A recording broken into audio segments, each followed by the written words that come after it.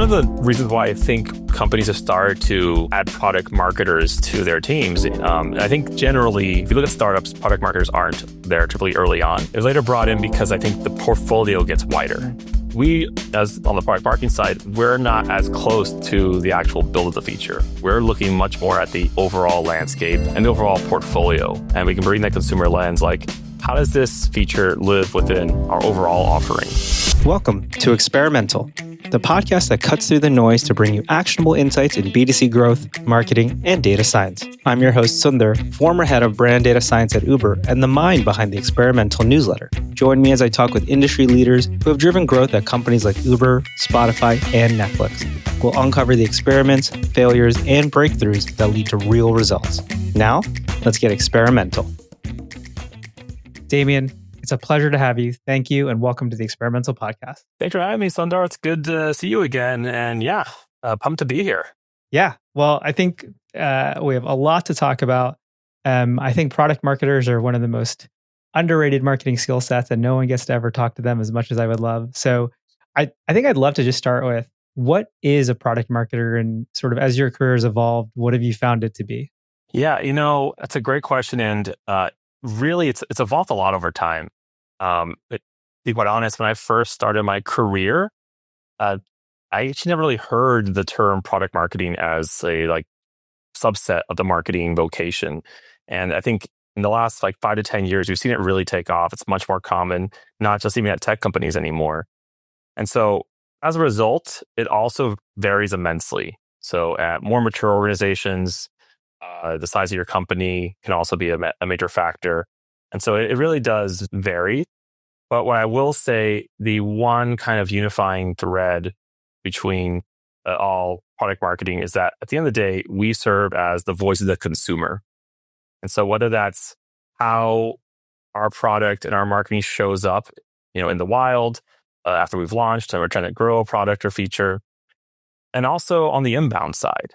But I think that's the other half of what we do. It's not just advertising campaigns and, growth campaigns, promotions. It's also the actual product itself, partnering with our product manager counterparts to help inform what we do and what we don't build, how we talk about it, how we, the name of it.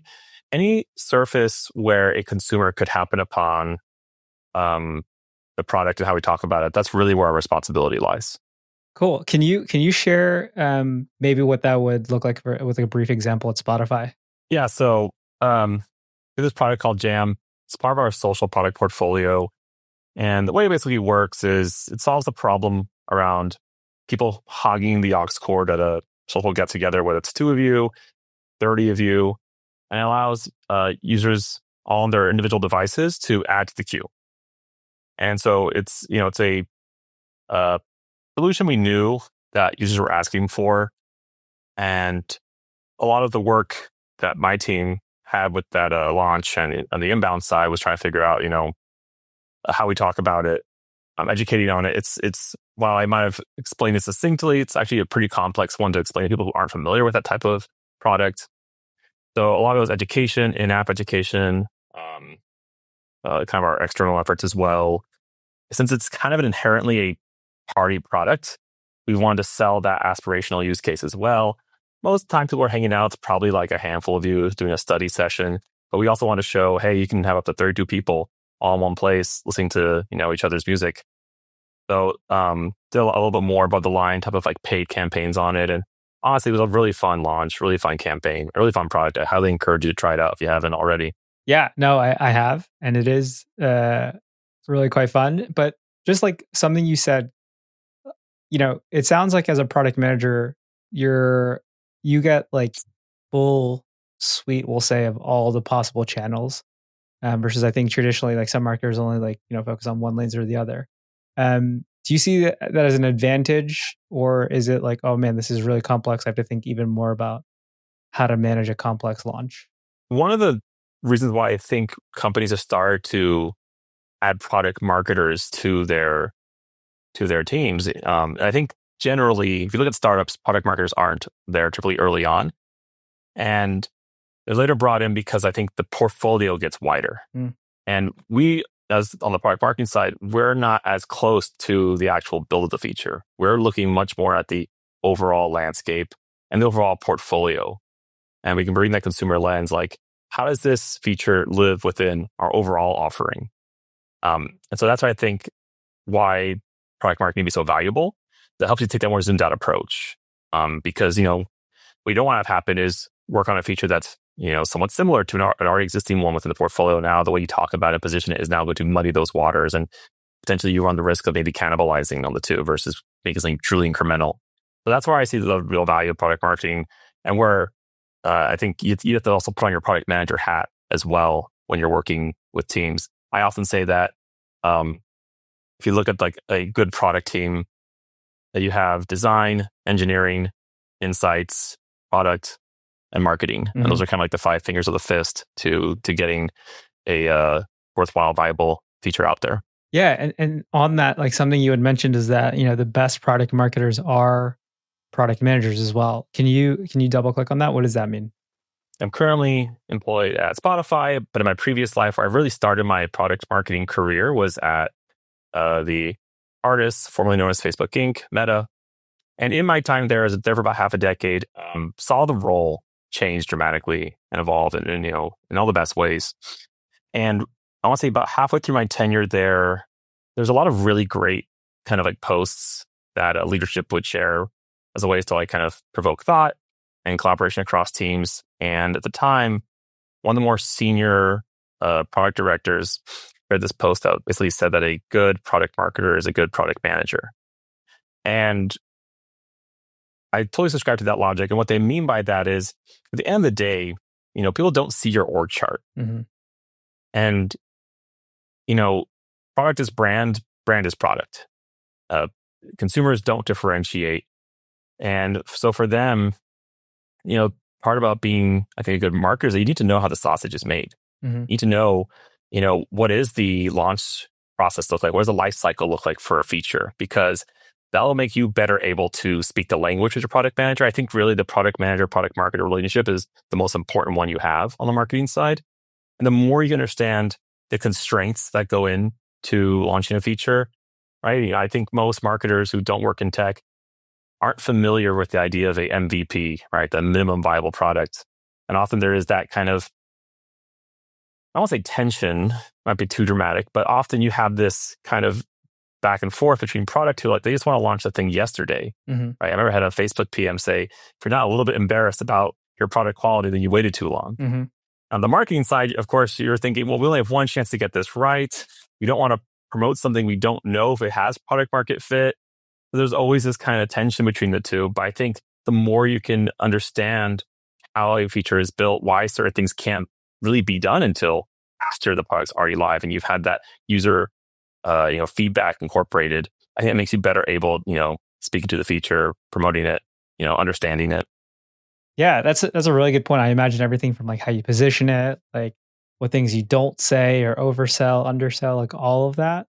And also it sounds like you can probably think about it almost like a product marketing roadmap where you can layer on, things as new features and new optimizations potentially for a product rollout too. That's really cool. And I think one of the things that you had mentioned is you really like the jobs to be done framework. And I know that's very popular with product managers. Is that why it also became one that you really enjoyed as well?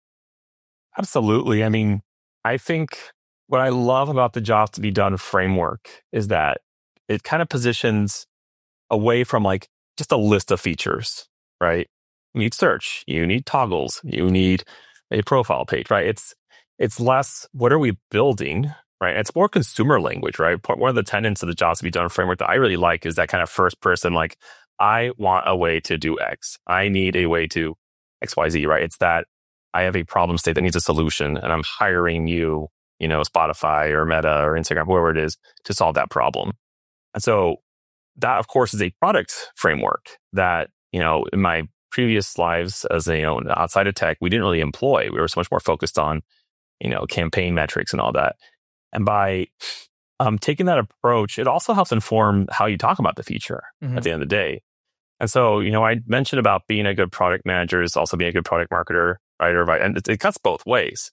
I think one of my favorite things I did when I was at Meta, we worked on this kind of like max diff survey that we led about what are the things we want to talk about for this product. And we included things that weren't yet launched that could be potential future features. And that actually ultimately ended up informing the product roadmap because it kind of spelled out, hey, these are the nice to have aspects of the product. These are the must haves. These are the, barrier to entry for this market. So, I think the jobs to be done framework uses that same kind of verbiage, right? Consumers aren't going to stack rank toggle versus profile versus block. They're going to say, oh yeah, I need to make sure I have time controls, or I need to make sure I have, a way to manage my contact list or whatever. I think it's all part of the same, I think, way of thinking. Yeah. And I mean, from what you're saying, and I really do see it, and I've seen it at like places like Uber, like they are so similar to product manager, product marketer. But you look in like the tech ecosystem, there's so much emphasis on the PM, and product marketing is almost sometimes, depending on where you are, like a function that's off to the side. Like, where do you think the disconnect is, whether it's for founders or just the broader ecosystem that don't try to bring product marketing into it more sooner? I think what often happens at startups is that you have to have design, right? Like if it's visual, you have to have design. And you need a product manager because someone has to build and manage this thing, right? At the end of the day, and lead strategy. And so often what happens is that marketing is brought in later into a company's maturation, and the roles that marketing might play are often filled, albeit imperfectly, but they're usually filled by design and product, so or some combination of the two. Which is why he'll often see some startups. I mean, you've probably driven through San Francisco at some point in your life and seen the billboards there, and you're like, who is this talking to? Yeah. There's absolute nonsense on this billboard. There's 18 words in size 12 font on a road where people are going 65 miles an hour. Who made this, right? And I think it's like, that's clearly a startup that hasn't hired their marketing team yet, or their marketing team is not in-house and they don't know what they're supposed to be putting out there. And so I think often marketing can be seen as a sequential step where it's like, okay, we built this thing. Marketing, can you give us a name and write a press release? And, I think that's not even fully what we do. And I think it's also not the full potential for what marketing can do. There was this, I saw this videos, this tech conference a number of years ago, and they were interviewing a lot of the CEOs, a bunch of tech CEOs. And one of the questions they had was, would you rather be marketing, like lead marketing, or lead sales? And the responses vary, but I remember the CEO of Databricks, his answer really stuck with me. He said, marketing 100%, because good marketing is strategy. At the end of the day, you can't remove marketing from it. It's like there's always some modicum of it in everything. The colors you choose, the design, what it says, the price says something about the product, right? I mean, everything has some modicum of communicating the value to the consumer. And so I think, I've been on teams where people saw marketing as kind of a sequential step. And later, as our role evolved and we were more involved in some of the research and roadmap exercises, I saw them start to realize, no, we need to bring marketing earlier and earlier into the inbound process. But I think your own experience, you've been at some of these larger companies that have also seen the value and have, like, I would say, the cover to be able to afford product marketing. Do you think just you yourself would be able to go to an earlier stage startup and do the job that needed to be done for the startup as a product marketer? I mean, I'm always going to top my own ability, right? But I think, there's a right and wrong time in a company's maturation to bring in marketing. I think at the end of the day, it really depends on the nature of the company. Are you consumer versus B2B, right? I think the other thing is a lot of times startups, it's hard to fight the urge or the tendency to want to hire more early career talent, largely because it's more affordable.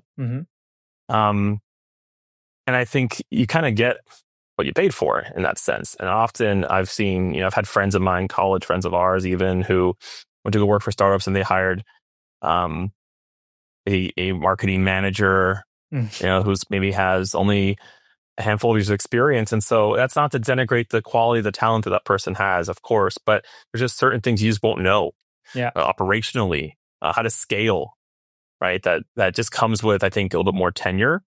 And so I think it's not a matter of when you bring in marketers or a wrong or right time. I think it's who you bring in. I think you need to bring in seasoned, more experienced kind of industry minds, and fight the tendency to want to hire maybe just someone who's early career, who's maybe ambitious but doesn't know what it takes to take a user base, from to the next order of magnitude.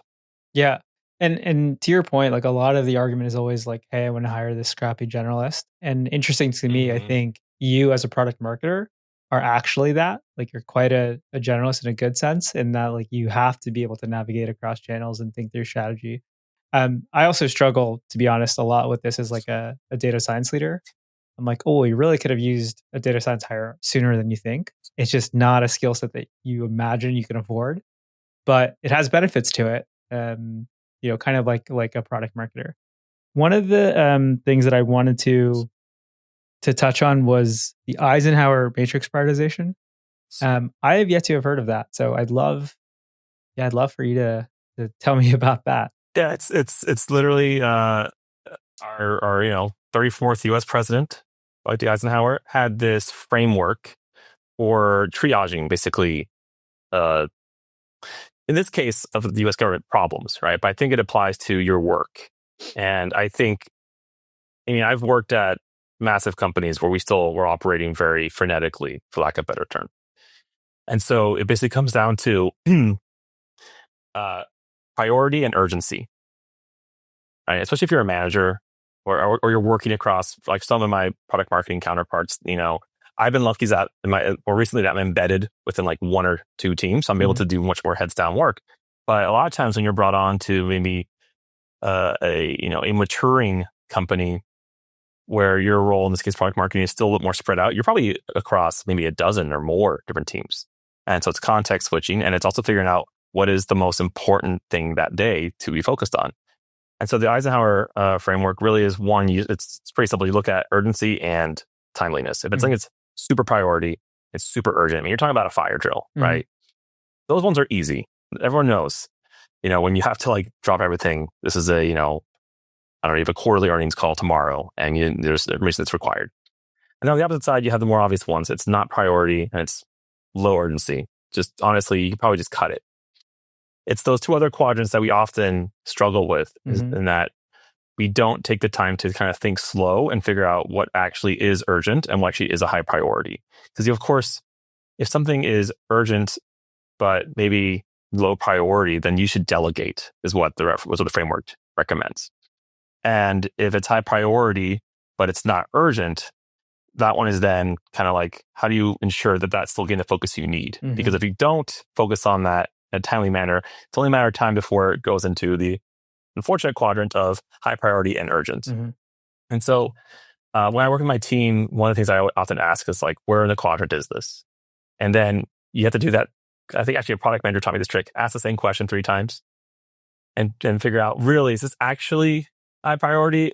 Is it that someone else just doesn't know how to communicate their own priorities, because this is now a bad game of telephone where you've been led to believe that this is urgent, and actually some probably product VP mentioned this in passing and it got recorded by the AI notes, and the AI notes misheard you, and actually this is something that could happen next month. Like, really drill down. And so that, I think, it sounds so like basic, and it's one of those things when you learn, you're like, well, duh. But I think actually what separates good teams and great teams is often their ability to understand where really a project or priority or request lands in that system.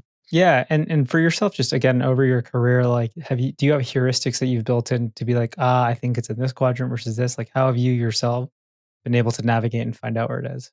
So, for example, one of the biggest things is what is the operational partner contingency that this is plugged into, Mhm. right? So, for example, a lot of IC work, um, within the day, it's probably you can do it truly by yourself. And the case is like, who's this urgent for? Whereas if this is like a multi-team XFN dependency, a lot of times what may not be necessarily a urgent and or high priority item for one team is the keystone for another. Mhm. So that's usually the first question I ask is, who, if we don't deliver on this in a timely matter, who's going to be hamstrung as a result? Mhm.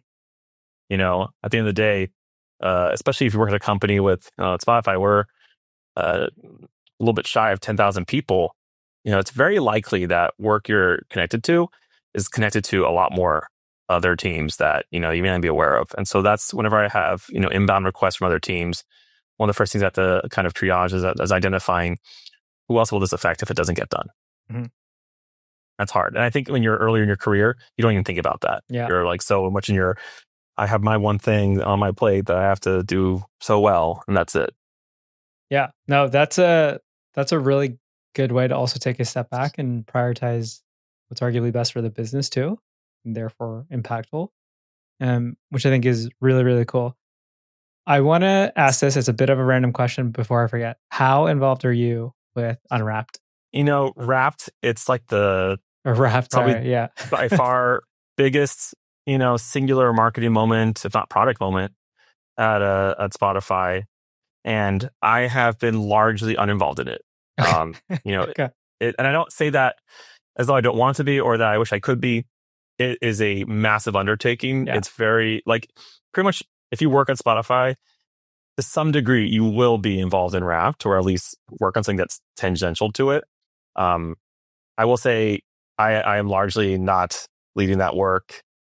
But one thing that is interesting about Wrapped, I think speaks to our earlier topics, is it is actually managed by the marketing team. Mm-hmm. And, I don't think most consumers would be able to differentiate between a product managed or marketing managed experience in the app. Yeah. I was surprised to learn that once I moved to this role. But I think it just speaks to, at the end of the day, if it's a worthwhile consumer experience that's in the app, consumers just see it as Spotify. Yeah. But maybe a bit of a plug for why more effort should be marketing led, but we won't get there. We'll always plug that. Yeah, we'll always plug that. But on that, right, I'd love to talk about how to put together a mini growth team. And specifically, I think you mentioned there's an evergreen initiative at Spotify that you kickstarted. Let's go into that. Just to preface this entire topic, when I worked at Meta, I had the good fortune to work and support a product team led by a man named Morgan Brown. Him and one of his colleagues from his early in his career, Sean Ellis, wrote this book called Hacking Growth. Mm-hmm. Yeah, I'm sure you've seen it, make the rounds. And I actually even did a short stint shadowing as a product manager while supporting his team, just because I found his approach to growing products so compelling. And I read his book, and to this day I still, even though I'm not a PM myself, I still consider just being his style of leadership and his kind of his thought process one of the most helpful things for my own career. Mm-hmm.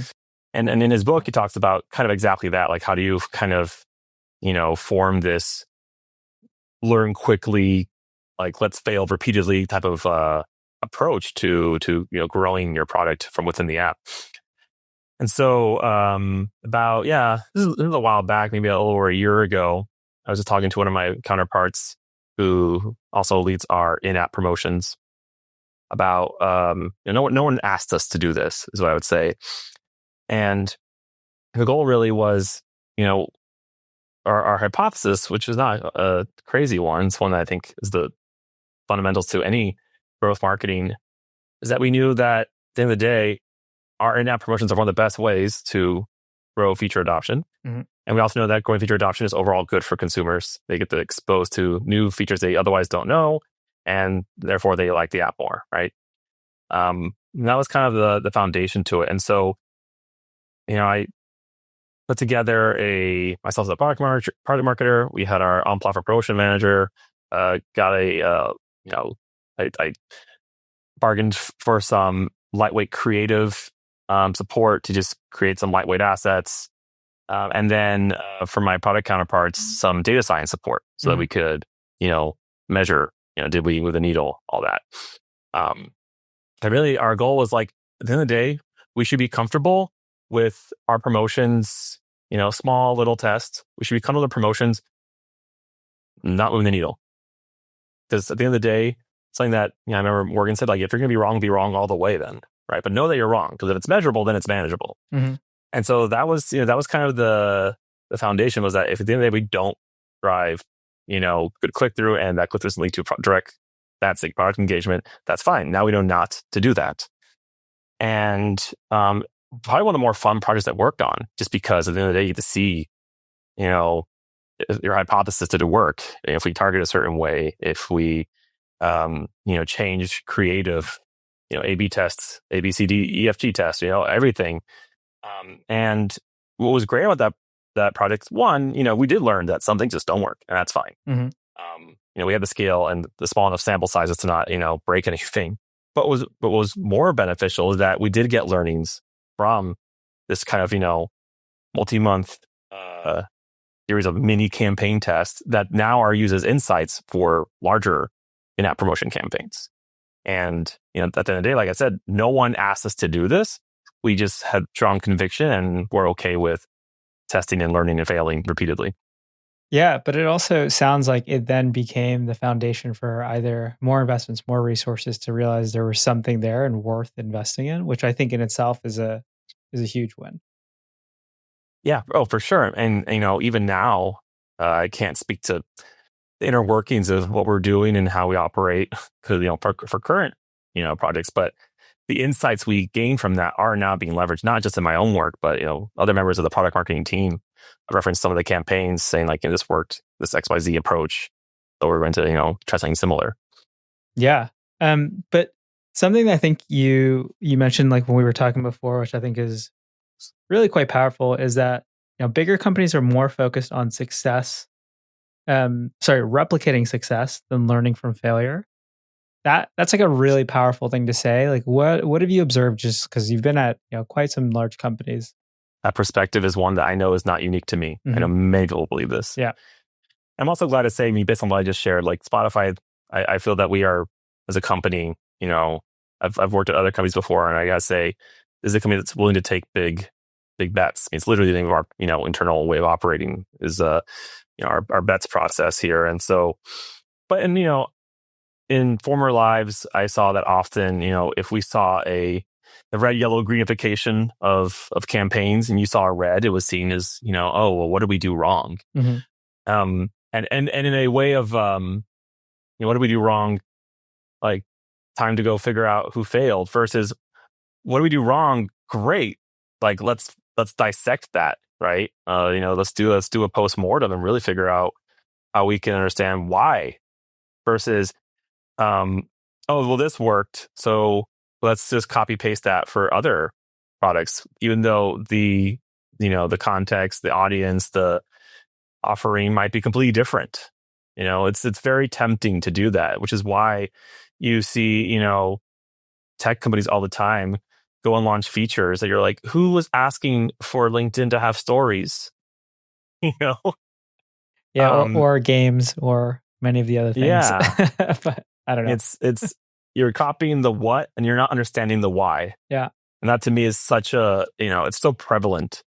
So that to me, it's not just, focusing on failing and not being okay with it, but also focusing so much on the what, and not so much like why are we successful, versus, I remember when everyone was just launching stories within every single consumer app.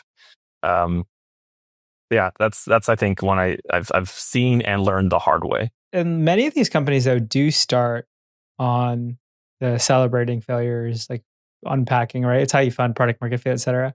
What do you think changes over their time to flip to the other side where they're trying to replicate success? I mean, I think in general, the more you have to lose, the scarier it is to lose it. Mm. Right? When you're scrappy and small, also to get, if it's your 2 founders and 10 employees, then it's like, hey, whatever, we're here to disagree and commit, right? It's much easier to gain that kind of like, we all have equal stakes in this, and we're all okay with failure. I think once your company's worth 9 figures plus, and you have 1,000 employees, one, I think there's this fear of you have more to lose, and so therefore, what would you rather do? Swing for the fences and potentially lose a lot, or just make 1,000 small incremental small wins, but you're not really learning. And so I think one is the latter is much more short-sighted, but it's easy, it's comfortable, It's easier, you can kind of hide in plain sight. Um, but I think that's part of what it is. It just comes naturally with being a bigger company, And I would say the thing you have to try to keep. I think a lot of big tech companies try to keep this culture of like being scrappy, Hmm. thinking like a startup. I think is often the thing we hear a lot.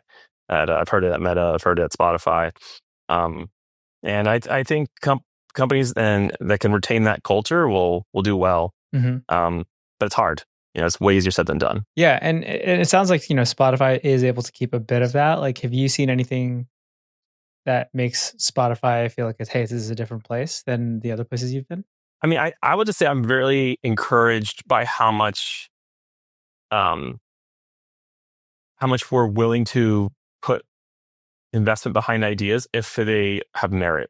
I mean, Hmm. I would say, and we're not speaking to any specifics, but I can say every year I've been here, I can think of at least one or two projects where they were, like I said, not necessarily uh, requests from leadership. They weren't mandates as part of our overall marketing plans, for example.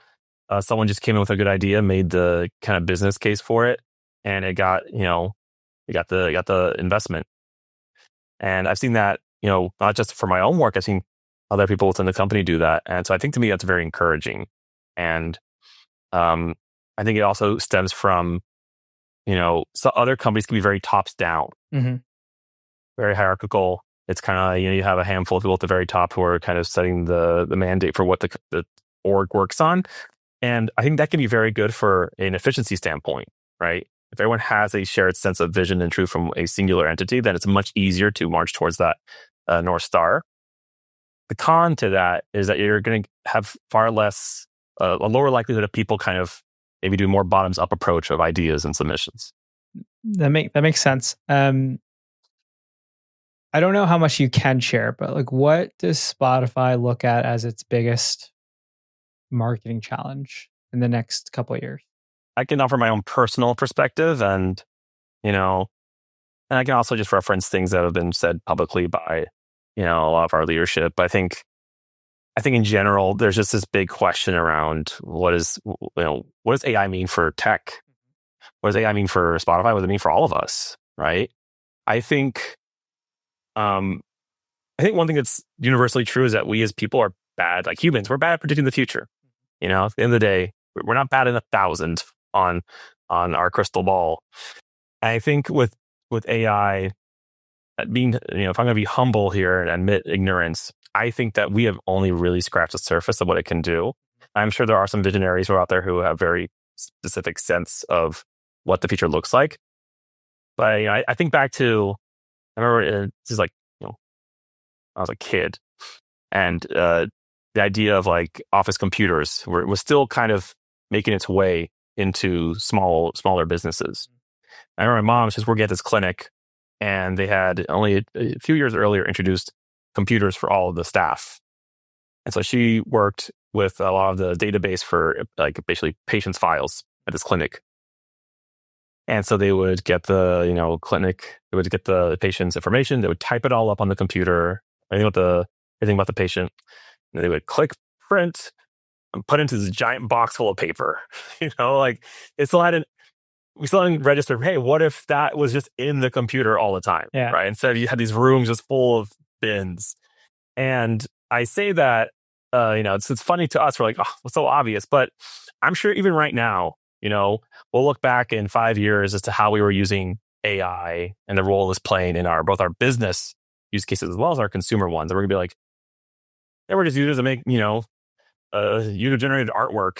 They only knew the things they could have done with it, from there, right? So that's what I see as like, I don't know, it's a challenge, but like I still don't know if we've cracked what the real opportunity is as an industry for AI. I think right now it's a shotgun spread, and we're all just waiting to see which one kind of takes off. Yeah. Yeah, and it's still quite early. I think like ChatGPT only came out like a couple years ago. Mhm. So it still feels really early. And maybe going back to earlier in your career, like again, not related to AI, but like did working at L'Oreal, like how did that alter the way you think about brand and marketing and like taking that to tech and now taking that into tech within an AI world. Did that do anything for you? It's funny. I was speaking a couple months ago at this like Wharton event, and I was talking to some of these executive MBAs. It's not to like show off, but we were talking about exactly that. Like how much does having started your career marketing hair care products and anti wrinkle creams carry over into music tech? And I think I think back to actually when I was at Carnegie Mellon. I got my full-time offer from L'Oreal, and I went to the dean of the school at the time, Dr. Milton Cofield, and I said, I'm kind of worried that I'm going to go, start selling products that I myself. I mean, I used to buzz my hair off back then. Yeah. I was not a target user for a single product in the entire portfolio. Now you might be though, Damon. You've got a great set of hair. Oh yeah, thank you. Well, so that's one thing. But I was saying I don't know if I'm going to want to work in beauty the rest of my career. Mm-hmm. Am I going to pigeonhole myself into this space? And his answer was, you should, at the end of the day, it doesn't matter what you're marketing. Whether you're selling. He mentioned he had one of his adjunct professors. He had marketed Beretta pistols and Fruit of the Loom underwear. And I don't know if the subject matter expertise had a lot of overlap there. And at the end of the day, I think what makes a good marketer is your ability to quickly understand a space, that really embed yourself and immerse yourself in how people think. I actually think L'Oreal is one of the best places to start my career because beauty is such a personal decision. It says so much about who you are. When I say this a lot to earlier career marketers, don't just learn the landscape, the 4 Ps, price, promotion, all that, but learn the history of the segment you're in. That's going to tell you way more. And so I remember when I went to L'Oreal, there was this book they gave us called The History of Beauty. And it just talks about since mankind, since we started, we've been using beauty products. They're just more rudimentary back then. And they talk about in the 70s, they had this moment where L'Oreal Paris started using the tagline, "Because you're worth it." And that revolutionized the entire way people think about beauty products. And so, that approach, that way of thinking, the way of looking at a historical, the category historically, really creating user empathy. If I had to, because I wasn't using wrinkle creams at the time, that to me has served me immensely in my career. And it was, I was successful at L'Oreal as a result.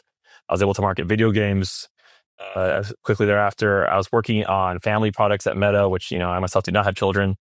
All of these are categories where the user is so personally invested, and you have to have empathy for them to understand what are the pain points, what are the solutions they're looking for. So I would say L'Oreal has been pivotal in that, as were my subsequent roles. Yeah, I was going to ask, do you find like you need to have that human connection with the product that you're marketing? Like, is that how you pick some of the companies you work at? That's like the one through line I would say in my career is that I've always worked on brands where the audience is so incredibly invested on an emotional level. And the reality is that, I forget the author, Renee Brown says, we as humans, we think that we're logical creatures who sometimes feel, but really we are feeling creatures who sometimes think. Mm-hmm. And marketing, I think, provides the emotion. We make the mundane magical. I mean, even if you're marketing paper towels and salt, there are brands for both those categories that you can probably name. There's a reason why. And so at the same time, I think I am very lucky in that I've always worked on products where people are very passionate about it. Sometimes they know the brand better than you, and you have to respect that. And I think that's, I think it's very rewarding as a result. That being said, I could go, maybe someday I will go work as the, product marketer for Morton Salt or something. We'll see. But salt's a pretty important part of a person's life. So if they like for sure. You kind of touched on it, and I wanted to get into it a little bit more, which is if someone was listening really did want to get into product marketing or early career, like wants to make that decision, like what advice would you give them? I had a similar question from I was talking to actually a Carnegie Mellon undergrad, because they were like, how do I get into tech or into marketing if I don't have the experience, right? I think, I myself have hired product marketers, and I've never. One of the things I talked to hiring the talent team is that I don't want to just be people already in tech. I think you can, at the end of the day, if you're a good marketer, you can learn quickly. I think that's the thing I would say is learn how to become a subject matter expert quickly. And I think what that means is, look at how people talk about that respective industry, that respective product. You can get free focus groups on Reddit and Twitter and, the social platforms. But I think the other thing is truly, like I mentioned, if you want to be a product marketer, learn how to be a product manager. I think if you're able to speak the language, right, understand, MVP, early adopters, sunsetting, the, sales-led growth versus product-led growth, learn the language of the industry you're in and learn how historically products have been successful in this industry. Learn what they did at Airbnb, right, to grow the product off of Craigslist. Those types of stories, I think are super important to know and be fluent in. And at the end of the day, be curious. You're always learning, and even folks like you and me who maybe been in this industry for over a decade, we're still figuring it out. The industry changes so dramatically. 5 years ago, where we were in consumer tech is not where we are now at all. Absolutely. I think that's totally fair. And the always be curious thing, I think, is also, it's almost like a precursor, like, or even how I hire, like natural curiosity is something that's like very hard to replicate. And so it is, to your point, like if you can keep that going and if you can find ways to feed that curiosity, it goes a long way. Okay. 2 to 3 more questions. Knowing that you love your role at Spotify, but if you could be a product marketer anywhere, where would you be like, I'd love to go jump and do that right now? I'll be fully transparent. Spotify has always been like at the top of my list of places I wanted to work. Yeah. When they reached out to me, I was thrilled. So I'm staying put where as much as possible. Yes, right? big asterisk there. You're staying put. Yes. But with that, I think the one that I think it'd be fascinating to understand and work in the dating app industry, because I think it's when it was introduced, right? So the OkCupid and Tinder, I want to say 15 years ago.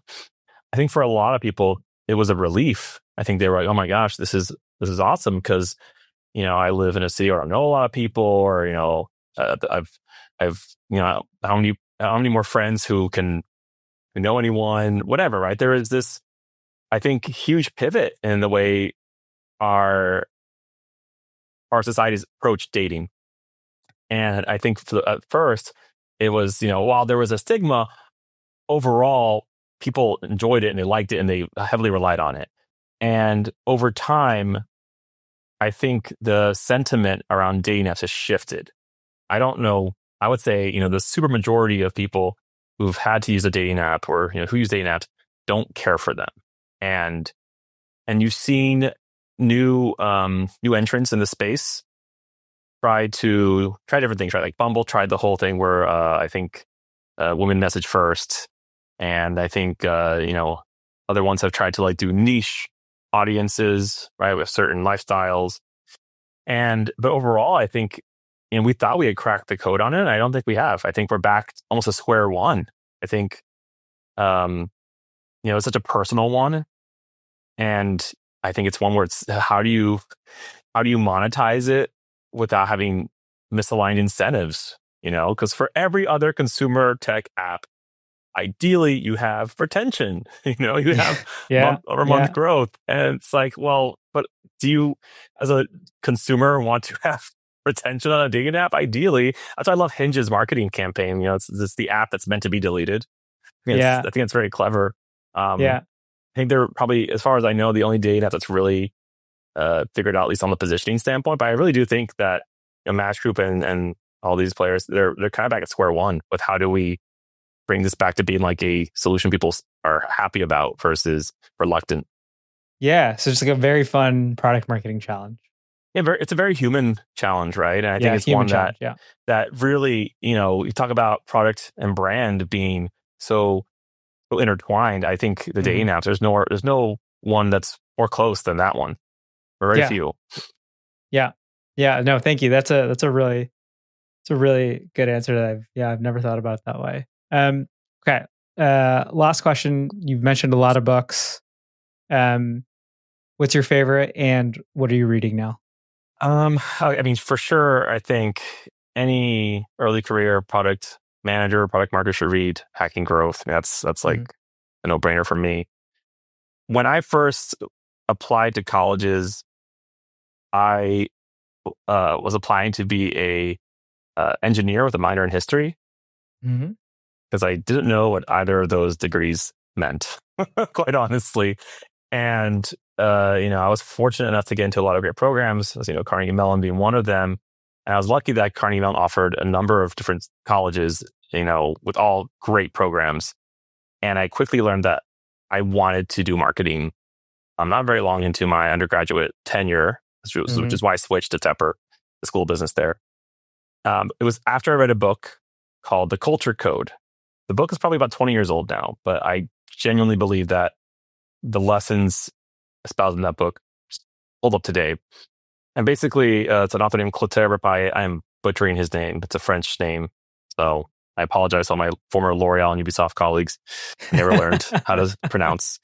But what his book basically does, he was a trained doctorate, like clinical psychologist for, not for market research, but ultimately he used his decades of experience to kind of unpack the way we do research on different Mhm. industries, automobiles, food, etc. And something he said that I only now like have more conviction on is that when it comes to research, like focus groups, for example, you really can't focus too much on what they say. Mhm. At the end of the day, there's always going to be a delta between stated and observed behavior, and it can vary wildly, right? If you ask 100 people in a focus group if they eat healthy, the super majority will say, "Oh yes, I'm very health conscious and I eat very well and I have a salad twice a week." But Mhm. then you go and see what they actually eat, and there's going to be a massive gap between what was stated and what's observed. And so his book actually went and talked about how he would do a different kind of like almost deeper level of research where you would ask like kind Mm. of like more like, tell me about like your childhood experience with this product or this industry. What were cars for you when you were a kid? Tell me about the first time you were ever in a car with your parents. Like really like a whole level deeper. And he kind of unpacks the why behind how people think. So looking less at what individuals say they like or want or think, and more about how an aggregate people think and why they think that. And it really opened my eyes to how you could get something, a consumer story or insight, and get that level deeper of why they think or why they want the things that they want, and then turn that into, a meaningful experience or a product or what have you. It's a really well done book. I'm not doing it justice, quite honestly, but I think that was one that even now, I've had earlier career marketers who I'd mentored or managed where I gave them a copy of that book. I was like, I think this should be how you think when you reference insights in your work. I think Mhm. that's another must read. And then what I'm reading now, I'm taking a brief pause on nonfiction at the moment because I was like, I need to have something fun Yeah. to distract me. But so I got some good sci-fi books. Red Rising, I think, is be the next big Star Wars film when they turn into a live action uh, show or movie. But yeah, that's where I'm at. Good. I gotta borrow that. Like sci-fi is definitely where I'm at as well. I like definitely need escapism. Um so Yeah, I will check that exactly. out. Yeah. Well, Damien, this is awesome. Like I sure learned quite a lot about product marketing and I hope everyone listening has too. It's been really great. You've had just a ton of experience across so many cool companies. And so I really appreciate you spending time on the experimental podcast and just really sharing all of your wisdoms. Awesome. Well, thank you so much for having me. And yeah, I had a great time chatting today. Thanks for tuning into Experimental. If today's insights sparked new ideas or made you feel like a smarter marketer, consider leaving a review on your preferred podcast platform. It really helps support the show. For more in-depth discussions and resources, visit experimental.beehive.com. Until next time, be curious and stay experimental.